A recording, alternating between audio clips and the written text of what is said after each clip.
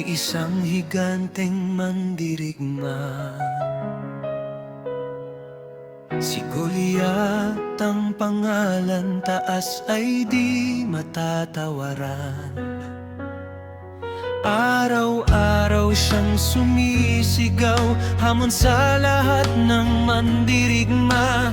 Laban kayo sa akin, kung talo ako, inyo na ang lupain.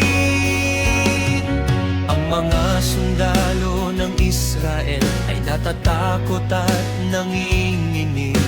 Wala ng lakas ng loob, puso'y puno ng pagkabalisa.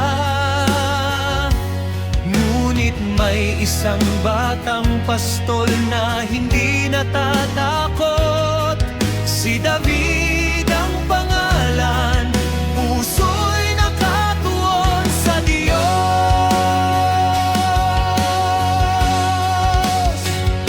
Hindi sa lakas ng katawan, hindi sa sandata o balutin. Ang lakas natin ay mula sa Diyos, tanging Siya ang aming sandigan. Kapag may pagsubok na darating, isaalang-alang natin ang Kanya ng pangalan. Iyan ang lakas ng pananampalataya, di matitinag, di mawawala.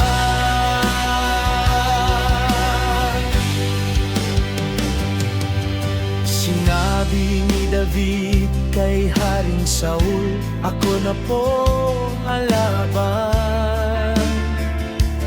Bata ka pa, mahina ka pa, hindi mo kayang talunin siya, sabi ng hari.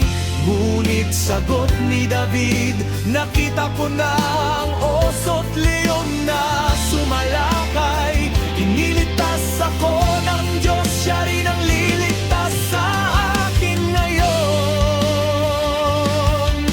Kumuha siya ng bato't latigo, hindi niya kailangan ng tabako baluti. Lumapit siya sa higante, puso'y puno ng pagtitiwala. Nakikipaglaban ka sa akin gamit ang iyong lakas, sabi ni David. Ngunit ako'y nakikipaglaban para sa Diyos ng lahat ng Israel. Hindi sa lakas ng katawan, hindi sa sandata o baluti. Ang lakas natin ay mula sa Diyos, tanging Siya ang aking sandigan. Kapag may pagsubok na darating, isaalang-alang natin ang Kanya ng pangalan. Iyan ang lakas ng pananampalataya, di matitinag, di mawawala. Isang bato lang ang kailangan, tinaas niya ang Kanyang kamay. Tinaman ang ulo ni Goliat, nahiga siya sa lupa. Ang mga sundalo ng mga Pilipino'y nagulat at nagsigawan. Ang Diyos ng Israel ay tunay na makapangyarihan.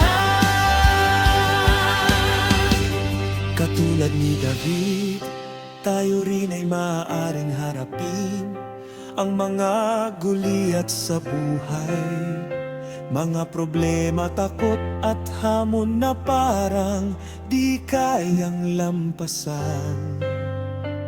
Ngunit kung tayo'y mananatiling tapat at may pananampalataya, ang Diyos ay laging nandito. Siya ang gagabay sa atin.